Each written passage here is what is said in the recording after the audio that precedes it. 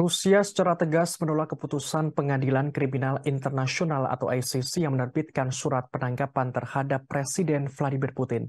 Pihak Istana Kremlin Rusia menegaskan keputusan Pengadilan Kriminal Internasional justru menimbulkan permusuhan.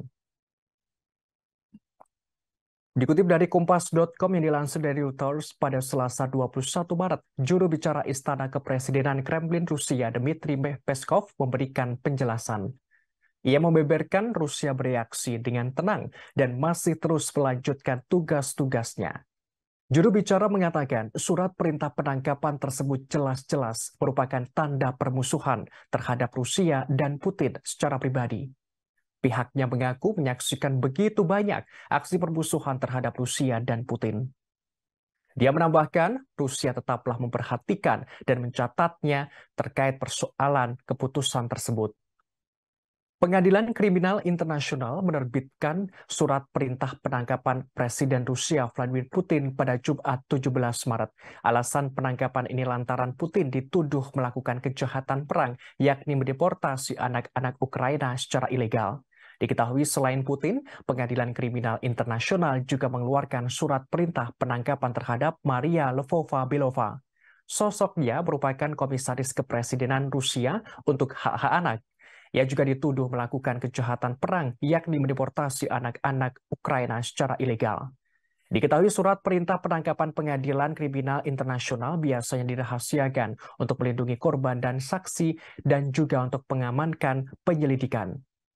Sementara itu, Wakil Ketua Dewan Keamanan Rusia Dmitry Medvedev pada Senin 20 Maret merasa geram dengan keputusan Pengadilan Kriminal Internasional yang memerintahkan menangkap Presiden Vladimir Putin. Ia mengancam akan menjatuhkan rudal hipersonik ke gedung pengadilan tersebut di Den Haag, Belanda. Wakil Ketua menerangkan sangat mungkin menggunakan rudal hipersonik yang ditargetkan dari kapal Rusia di Laut Utara menuju gedung pengadilan Den Haag.